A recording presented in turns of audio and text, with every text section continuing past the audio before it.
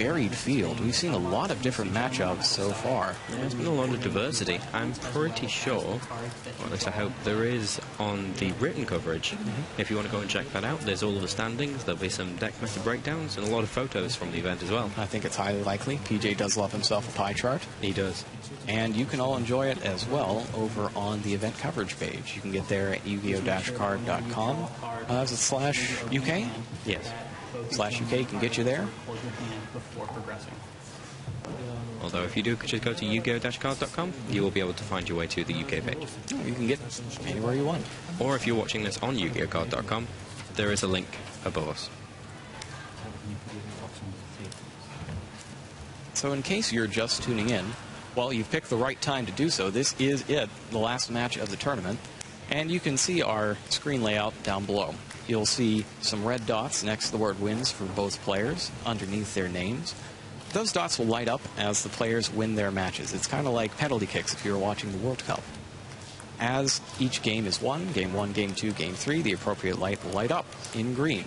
So if the first one was lit under Shunsuke's name and the second one under Sehabi's, the match would be at 1-1, with Shunsuke winning the first duel and Sehabi winning the second duel. So it is not best of 5. It is only best of 3. Remember, of course, that all of the new rules that were introduced in Superstarter Space-Time Showdown are in effect here. The duelist who goes first will not draw during his draw phase, and multiple field spells can be activated, one on each side of the field. The only person that applies to in this case is Sehabi, who's running the Archfiend Labyrinth that we've seen earlier in the day. First turn is very crucial for setting up if you are an Infernity deck. It is entirely possible that with a strong enough hand, Sehabi could lock Shunsuke completely out of the duel. We haven't seen a whole lot of that, though. It's usually taken a couple turns for the Infernity players to set up, and kind of gives you the impression that maybe Infernity wasn't as much of a dominant force as you would have thought for this tournament. I mean, I certainly thought that we'd see a lot of it, and it wasn't quite as much as expected. It's a bit less than the third. I believe Jason said 5 or 6 copies. There's 5 copies of the deck. I mean, as we said earlier, though, it's because everybody thought that everybody else was probably going to be playing Infernity. It was overrepresented in the top 8, though. Despite the fact that only 5 people played it, 3 of them made it to the top 8 of the All Ages World Championship. So it's an excellent showing for Infernity, an excellent showing for YuGiOh as well. They took a couple spots, along with the Trap Tricks artifact deck that we're about to see. Bujin, Gadgets. It was great.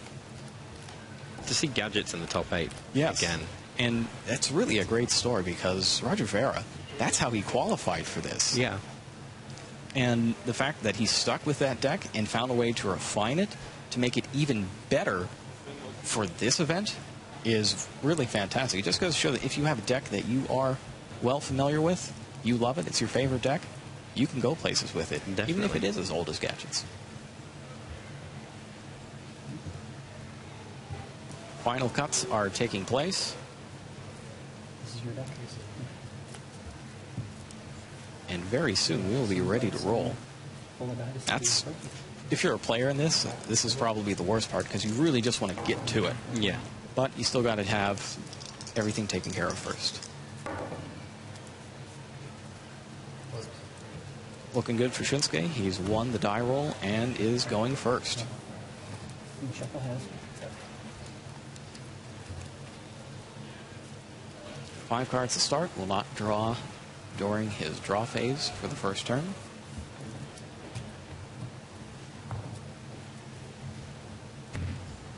He's received his deck back. Please, who's going first? Okay. So please draw your opening hands. Shunsuke is going first, and we're about to draw opening hands.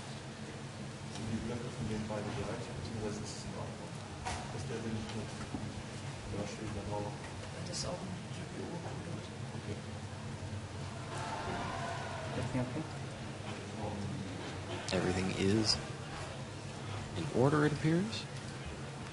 Here we go. And we are starting.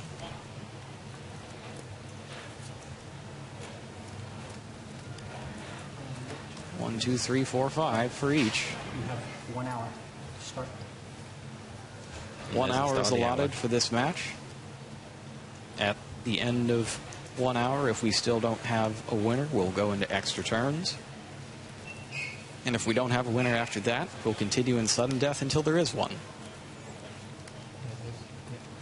Shunsukei is starting off with DD Crow. Very valuable to have. He's got 2 copies in his main deck. He's opened with 1. Dianaya, not quite useful yet. Effect Veiler, very handy. Yeah, it looks like... all in all, not a lot of action here. The opening move is probably going to be card D, which is a good opening move on for your first turn. Especially when you've got DD Crow and Effect Veiler in your hand as well. 1 card face down. Summons card D and tributes it to draw 2 cards. Picking up Double Cyclone. And it looks like the second Dianaya. Infernity, Archfiend, Dinotherium, Soul Charge, Archfiend, Eris, Foolish, Burial, and now Stygian Street Patrol. Working with the extra card is Sehabi Kheireddine, and he special summons Dinotherium. Can't special summon Card, so Dinotherium's downside does not come into play.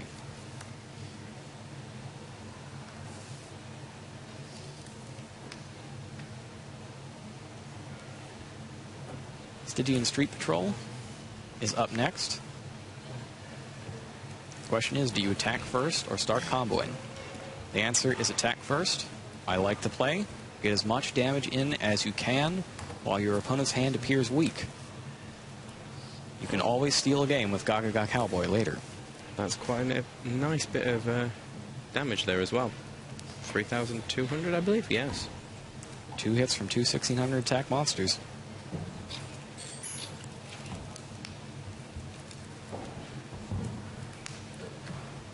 And that is it for Sehabi's turn. Shunsuke's picked up Traptrix Myrmidon, which will be helpful later on. Especially because he has both copies of Dianaya. At this point, he can summon her to get a trap hole, likely bottomless trap hole. There is a double cyclone in there as well. And he also has the ability to trade her off with one of Sehabi's monsters and get her in the graveyard for later. Probably not going to do it, though, because if he leaves himself open with nothing but a single trap card, simply drawing 1 Mystical Space Typhoon can put the game right back in Sehabi's favor and possibly end it. Be very, very careful when you're dueling against Infernity. Especially because this is such a non-standard opening. Yeah. I don't think we've ever seen anything like this in this particular tournament. No. Stygian Street Patrol on the field, except sometime other than the end of the game. Dinotherium sticking around. But you have to bring everything you've got if you want to win the World Championship. That's why Sehabi's sitting up here. And all the other Infernity players we've seen not playing like this. And in that seat. Shunsuke is bringing it as well. He's bringing Bottomless Trap Hole to his hand with Traptrix Myrmidon.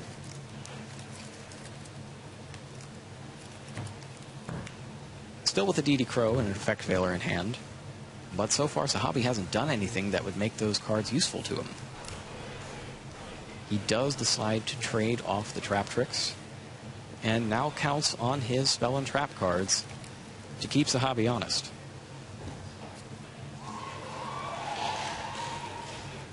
And right now, Sehabi's very seriously considering just throwing down Eris and attacking for more damage while he gets the chance. Eris, too small to be hit by Bottomless Trap Hole. That's why I love having just some little monsters. Yep. Because everybody plays Bottomless Trap Hole. And most of them see it, well, more of them see it on the first turn than ever, thanks to the Traptrix monsters. And that's what he's going to do. Archfiend Eris is next. Just checking there, the effect of Archfiend Eris. I'll show you all. 1,000 attack. This would be 2,600 more damage, giving Shunsuke 1 turn left to do something. Just checking how many cards he has in hand there.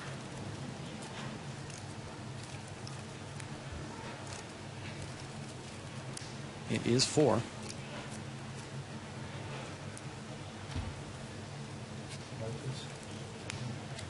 Archfiend Eris attacks directly, followed by Stygian Street Patrol. But you get the feeling that if Shunsuke can just get through this next turn and resolve his first Dianaya play, that he's actually going to be in a pretty good position despite being so far down on life points. Smart move, though, not setting any of your face-down cards. You don't want to leave yourself open to Traptrix Myrmidon. Or not only, or Double Cyclone. Not only would you lose a Spell and Trap card, they'd also get an Xyz Summon. Myrmeleo's a lot less scary when she's just making rank 4s.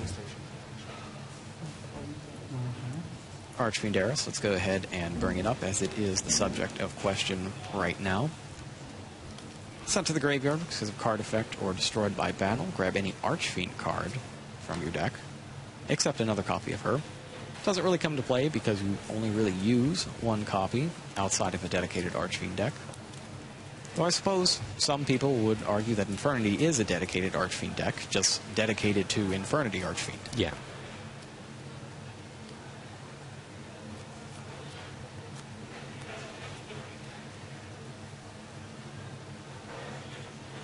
One of the more interesting decks that we saw back in North American WCQ was a Berserk Dragon deck that used multiple copies of Archfiend Emperor, First Lord of Horror, which, if sent to the graveyard, even by its own effect, it fulfills the condition for a deal with Dark Ruler, card you need to play with Berserk Dragon. It's a very cool deck. I need to remember to dig up that deck list sometime. Yeah. Yeah, he's checking there for what rank 4s he can bring out. I mean, what has he currently got that he can bring out? Well, he's got the Exciton Knight. He's got Black Ship of Corn, Rhapsody and Berserk, Diamond Direwolf, Abyss Dweller, Ragnar Zero, and 2 copies of Silent Honor Arc Knight. I really like 2 copies of Silent Honor Arc Knight. I was going over all the extra deck choices before the event, before I came out here, and every time I thought about taking my second Silent Honor Arc out of a deck's extra deck, yeah, the very next game that I would test it in, it would come into a situation where I needed that second Silent Honor Arc Knight.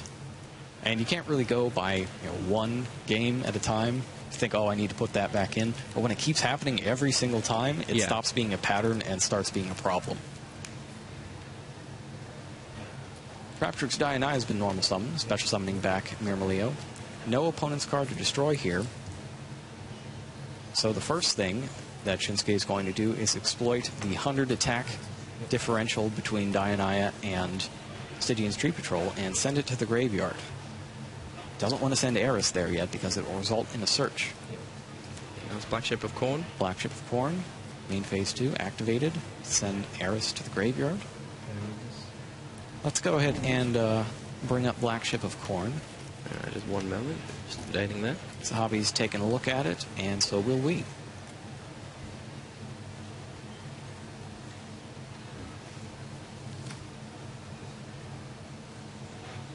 It has an effect that sends an opposing monster to the graveyard that has less attack points than it. So it's not destroyed as such. Correct. And then inflicts 1,000 damage. We're just waiting for our tech team there just to update that.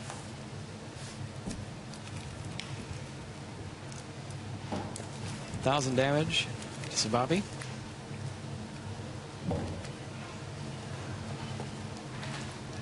Go ahead and bring up Archfiend Eris again, as he is currently searching for. Searches out Infernity Archfiend. Now, the critical thing here is he knows that his opponent has Bottomless Trap Hole. So the trick is, can you special summon Infernity Archfiend twice, knowing that the first one's just going to get swallowed up? And with the Foolish Burial, he can. Because he can send another Stygian Street Patrol to the graveyard. 2 more cards join Shunsuke's Bottomless Trap Hole and Artifact. And he's just doing everything he can to try to stop Sehabi's aggression. But normally when you see that on the other side of the field after a duel has been going so well for you, the first thought is, well, a lot of those cards were in his hand before, so he's probably just bluffing at this point and you continue on. Yeah. But one of the ways that a good player can get you is if they happen to draw the Torrential Tribute or Mirror Force or whatever card can completely blow you out, they'll hurriedly set a bunch of cards that they weren't going to otherwise to make you think they don't have it. It also stops or reduces the odds of Mystical Space Typhoon hitting it. Here's what Shunsuke has. Great draw for Sehabi Kheireddine. That Forbidden Lance will let him do a lot of good. First things first.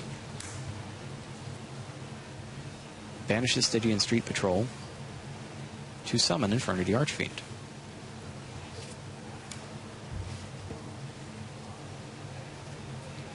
Just waiting for a response and seeing if it's going to come.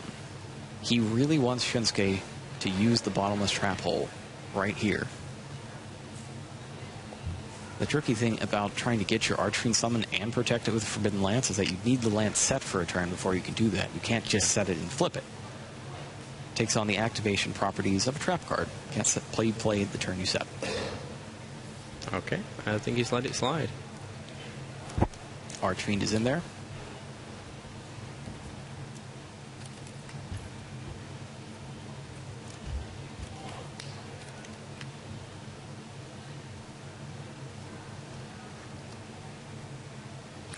And then he normal summons the second one.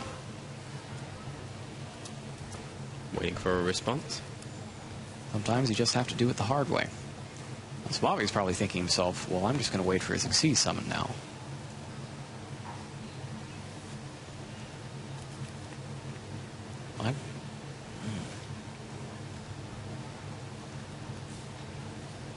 If you don't have the Solemn Warning or something, I don't know that you can take that chance, though, of getting completely blasted by Exciton Knight. No, no, he does have the effect failure, though. Yeah. That's right. So he's ready for it.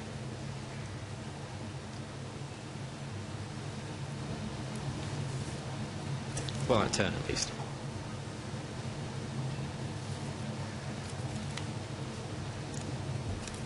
Sehabi's very carefully considering how wrong can this possibly go before I'm out of it, as he does have the Soul Charge in his hand as well, and a Foolish Burial that can send another target for it. The safest play would be to go straight for Exciton.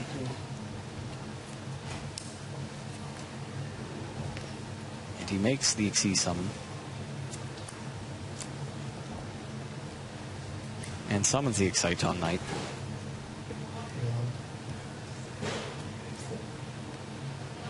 Four cards in hand. 8 cards total between Shunsuke's hand and field. Effect is activated. And there's effect failure. Veiler is chained. But if you're Shunsuke, you can't get too confident. Because there's, remember, Forbidden Lance is also an attack-changing card. So he could use it to drop Black Ship of Khorne's attack too low to activate its ability. That is true. I don't know that I've ever seen it used that way, though. It would definitely help. Let's just check out Black Ship of Khorne there.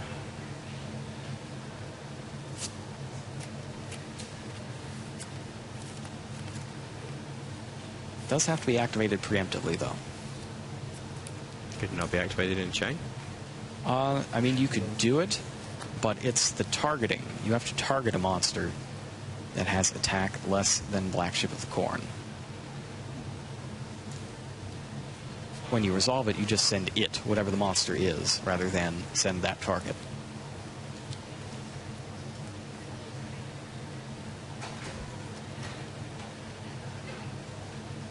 Two face-down cards. He's just really doing anything to really try and get that Exciting Knight effect off, as it stands at the moment.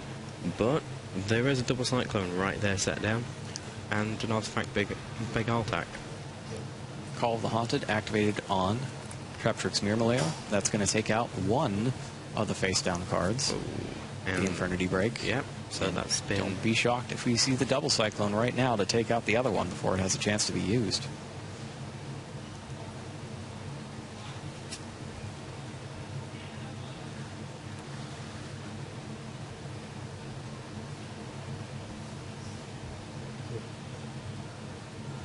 Quickly doing calculations.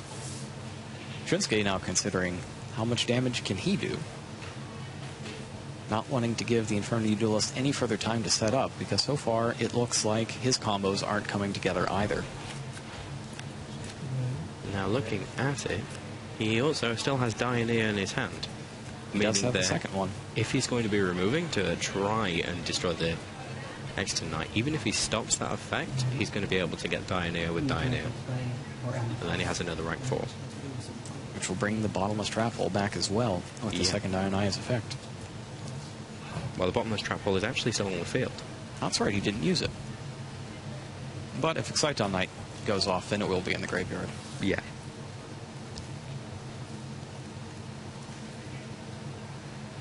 It's a tense moment. Struggling with his decision whether or not to flip the card.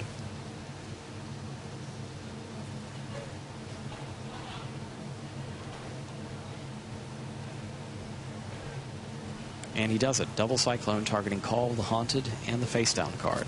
Interesting. Puts Myrmidon back into the graveyard to be revived again.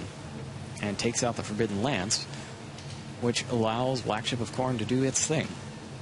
And he has just drawn another Murmello.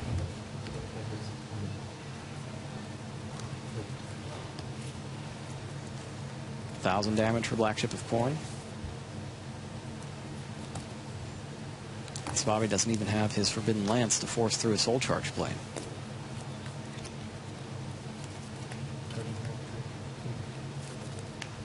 This is where Shunsuke is really turning it around. Another Myrmidon is up next, and that's going to get his other trap hole from the deck, Trap Tricks Trap Hole Nightmare.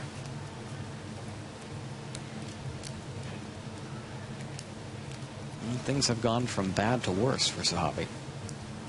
Now, even if he could force through a Soul Charge play, Trap Tricks Trap Hole Nightmare could still stop an Archfiend or whatever other monster he summoned that activated its effect this turn. Yep.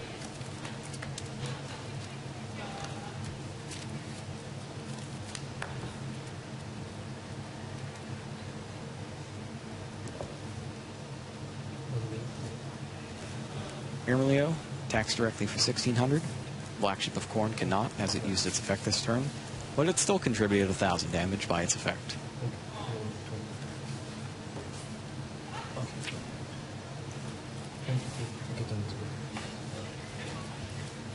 Quick check its life points, and it's 4,300 to 2,200. Now it's really evening up the score there.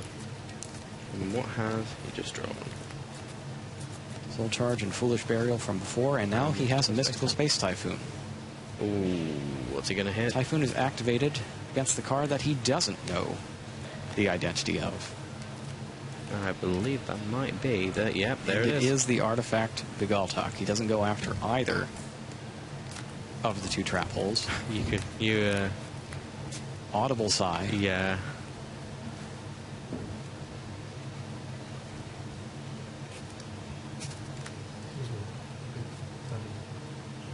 And Shunsuke waits until his opponent plays Foolish Burial to activate its effect. I think we're just checking to see whether it's a mandatory effect or not. Artifact Begaltok. When its set card is destroyed, sent to your graveyard, special summon it. It is mandatory. Yeah, you have to have that on the field.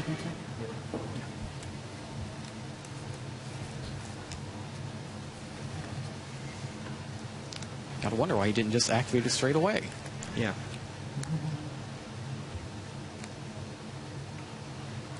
Now, it feels that the blind Mystical Space Typhoon was to try and attempt to hit the bottomless trap hole.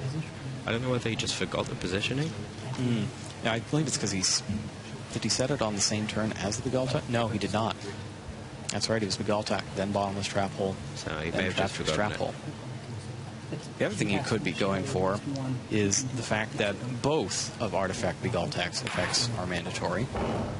So he has to destroy So another he's of his still own going to get cards. one of those trap holes out of here. Well, it's going to be Trap Church Trap Hole Nightmare. Yes. Yeah, there's no way he's going to let a Soul Charge go through. Absolutely. So here's the clever thing to do. If you're Sehabi and you know that bottomless trap hole is there, and you've got that Archfiend Eris that has 1,000 attack points in your graveyard, you go ahead and send a level 3 monster, like Infernity Necromancer, that does not have as much. Like that. Now you can Soul Charge safely.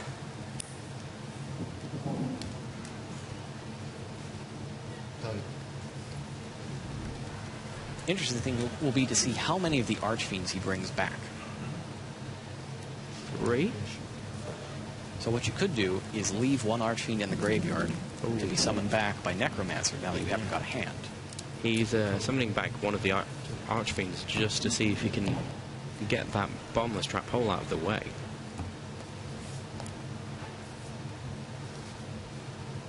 So if he does, then he can start actually XC summoning. And that's the best thing for him. He's going for 4. He wants to force the bottomless trap hole to come out at this point.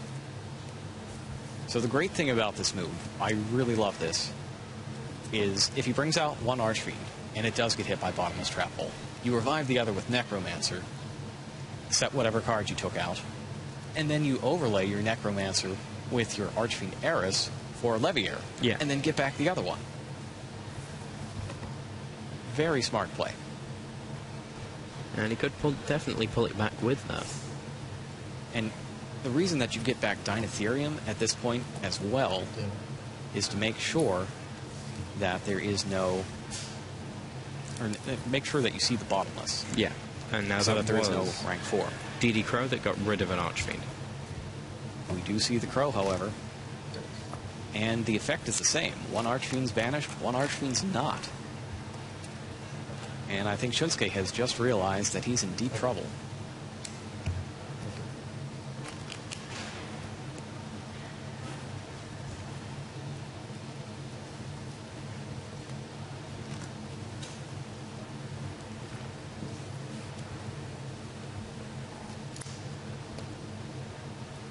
Bobby taking a look at Infernity Necromancer.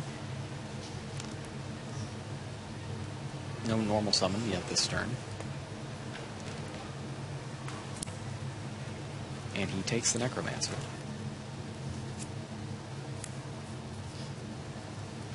Now there's absolutely no question that other card is Bottomless Trap Hole. Yeah.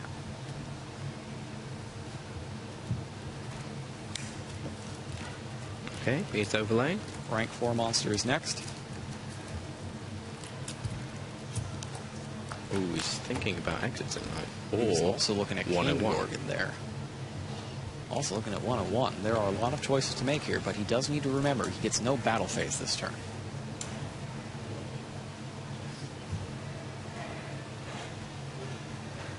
Oh, Diamond Direwolf? Diamond Direwolf. Interesting. Still no Bottomless Trap Hole. Oh, there's definitely no bottomless trap hole now. Yeah, now it's in the graveyard. Oh. Necromancer's up next. Activates it for Archfiend.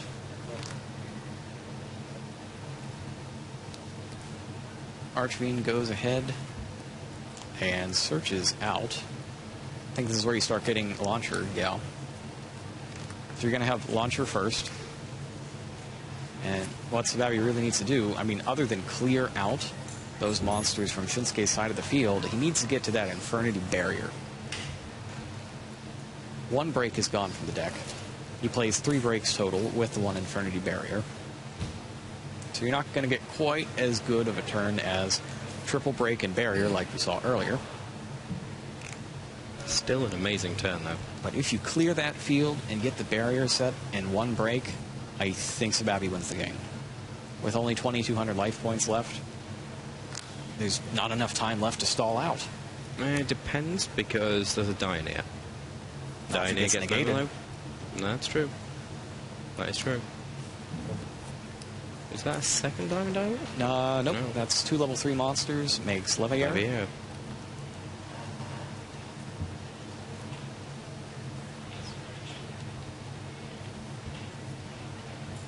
Alright, so River can play Archfiend and brings it back. Archfiend returns and we're getting another search. This time he takes a break. So please put your graveyard back in the pile. And he's about to overlay both of his Archfiends.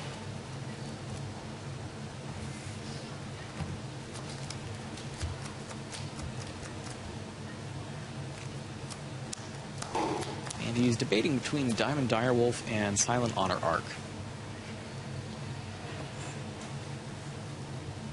Silent Honor Arc would then get the Archfiend back into the graveyard as well and take his monster. Wolf no, he's goes going for as the wolf. well. Detaches. You do, however, end up with a monster at the end of it as well, with 101. Yes, you do, with the protection effect to boot.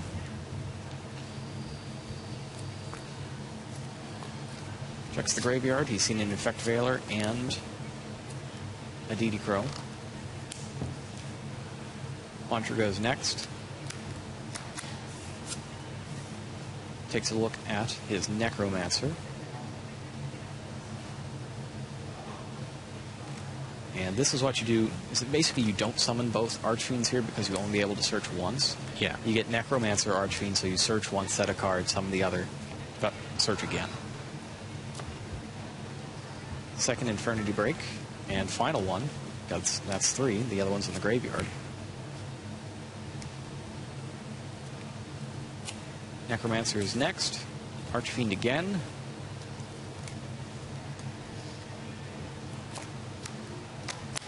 Infernity Barrier is the last one.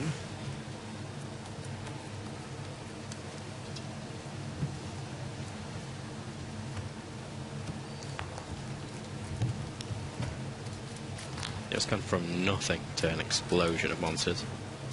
Well, that is Infernity. That is Infernity.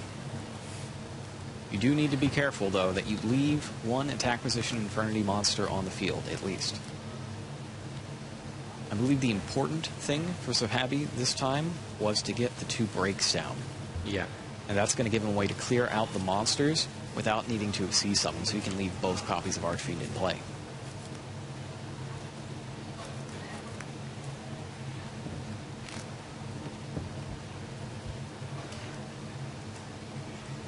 It's an imposing field. Now he's just drawn card D, which doesn't really help him at this point. Yeah, you can't afford to skip your turn, basically. In fact, you don't even need to negate the card D if you don't want to. Now here we go, Dionea targets which is Myrmidon. more than likely to be negated by Infernity Barrier. You're either negating it and getting rid of Dionea as well, or you're losing your Infernity Barrier to Myrmidon. Because he knows where that is. Barrier destroys Dionea along with it.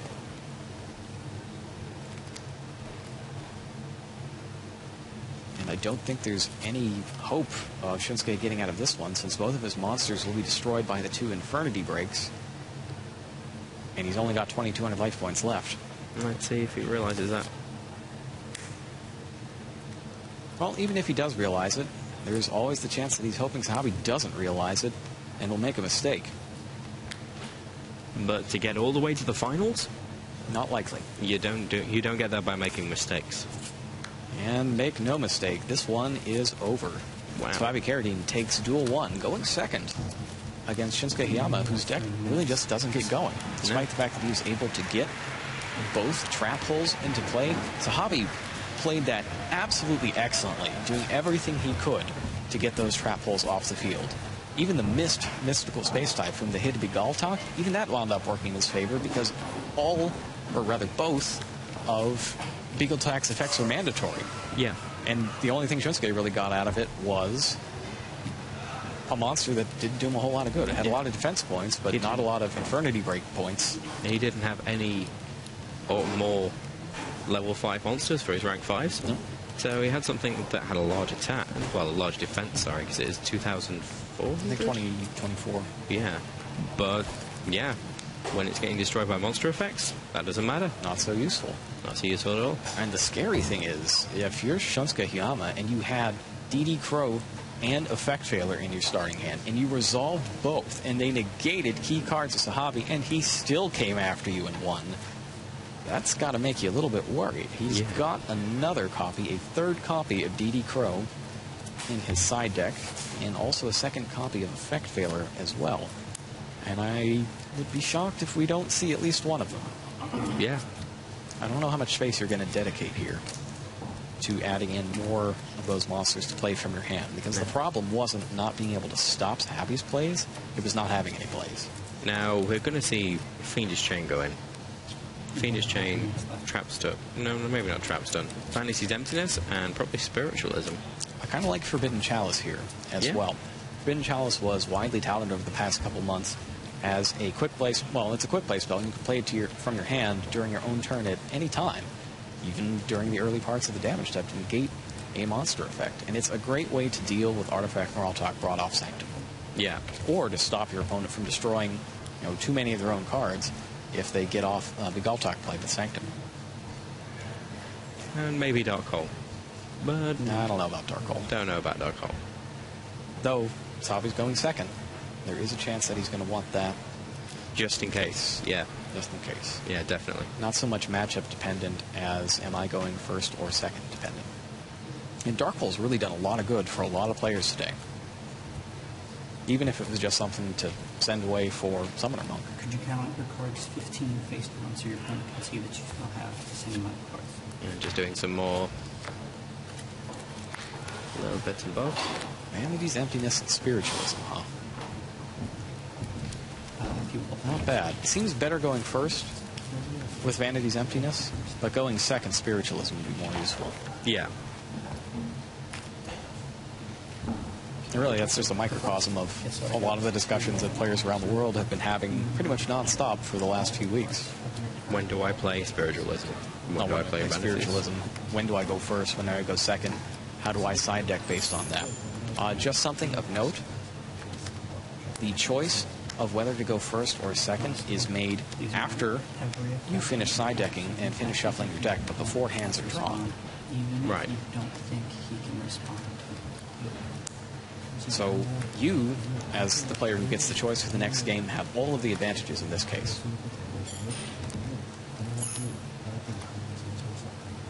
That's why a 2-0 victory is one of the most difficult things to pull off. We'll see if Sehabi can do it. Would be a very impressive end to a very impressive tournament that he's had.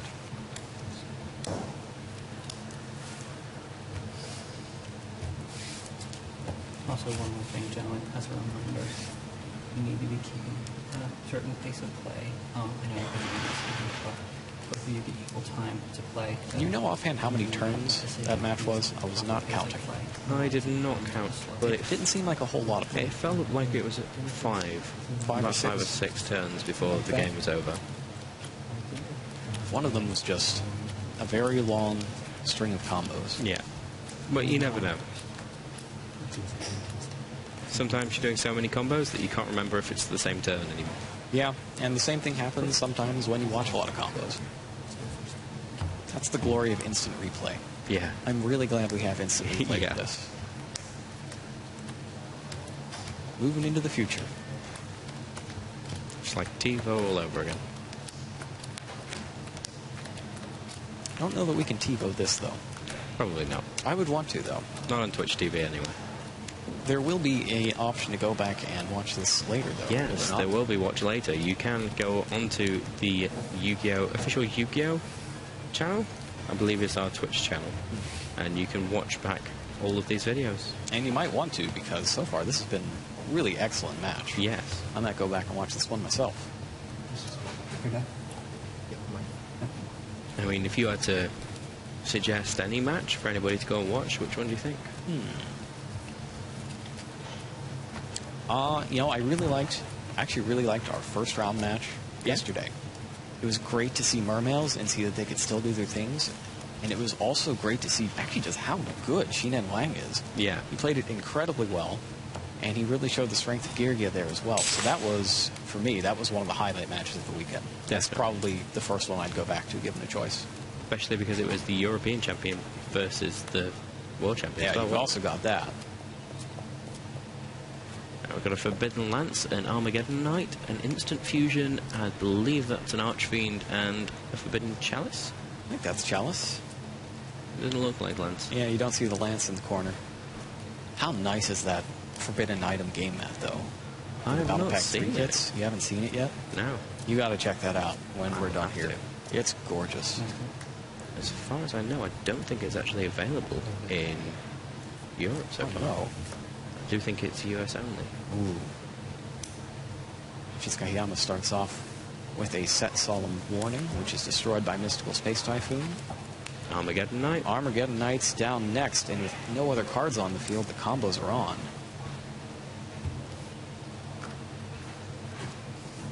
Stygian Street Patrol is sent. 3 cards face down. Street Patrol is banished. Or Infernity Archfiend. You know, it all starts. That's exactly how it all starts. Can we get a quick look at Shunsuke's hand? Actually, not quite now. We're just having a couple of technical difficulties. Well, the question that Sehabi is asking himself is, does he have those crows again? Are the crows and Veiler there? There's no Max C. Would have seen it by now. Now, when we caught a glimpse at his hand earlier, no, I didn't see any of that, so... It didn't look like it? No. He has got his card trooper in there, which, as I said before, he has what a lot of his matches using. The question is he going to make it to next turn? And, well... Sahabi had just an incredible hand for this situation. This is the first attacking turn, isn't it? This is the first attacking turn. Oh, this is Sahabi not looking with 5 good cards. for Shunsuke. Shunsuke started with 5 cards. Sahabi 6. Instant Fusion, Infernity Launcher. Everything is coming up Canada in this one. Levier's next, detaching to special summon back Stygian Street Patrol.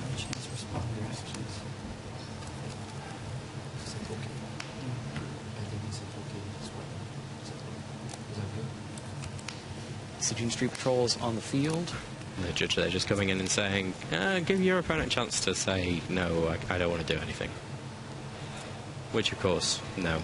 There isn't really anything he can do. Yeah, we talked about last round, or the last thing you want to see happen in your final match is a string of monsters when you really just need a mystical space typhoon. Yeah. I think I find something that is a little worse than that. Setting a card, have it mystical space typhoon, and then this happen. And then this happening.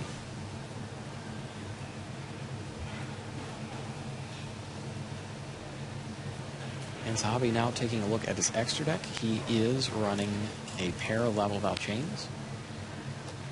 And it's looking like he's debating on whether to summon that next. He's waiting for his response. Shunsuke takes a lot of time, tries to make it seem like he has something when he really doesn't. And the second Level Valve Chain comes down and sends Archfiend to the graveyard. Nothing too fancy this time. He goes ahead and summons both copies of Infernity Archfiend. He's only going to get 1 search for that, though. He gets Barrier. And looking at the field, that is 5 1800 attack monsters. Yep. Assuming all of this goes through, that will be it. That's it. 5,000 plus 4,000 is 9,000 damage. Declaring attacks 1 at a time, just in case Gores decides to drop in and make a surprise appearance in the ring. No, there really is nothing in hand that he can do. That's it. And that is it. And the world champion, 2 turns. Sehabi Kheireddine. Sehabi Kheireddine takes 1 turn and completely wipes out. And that's it. Shunsuke Hiyama in the second duel, taking the finals of the 2014 World Championship 2-0, bringing the trophy back home to Canada. Yes. Our neighbors north of the border. And I'm actually really happy for him because I thought he played excellently throughout that match. I have actually got now what was in Shunsuke's hand, and it was Trap Trick Dioneer, Card Trooper, Dark Hole, Artifact, Bealtac. And he didn't. He could have played a monster. He just didn't. Could have played a monster. And that would have stopped 1 attack. Or at least forced him to use a Diamond Direwolf and get some more special summon tricks. Anything to get another turn. Because with that Dark Hole in hand, getting another turn could have turned this whole thing around. I mean, he almost did it last time. After a slow start, he's able to get back into the game. But once again, Mystical Space Typhoon got it done. Yeah. For Sehabi Kheireddine, really in both matches. Wow. That first one, though, like the second one is a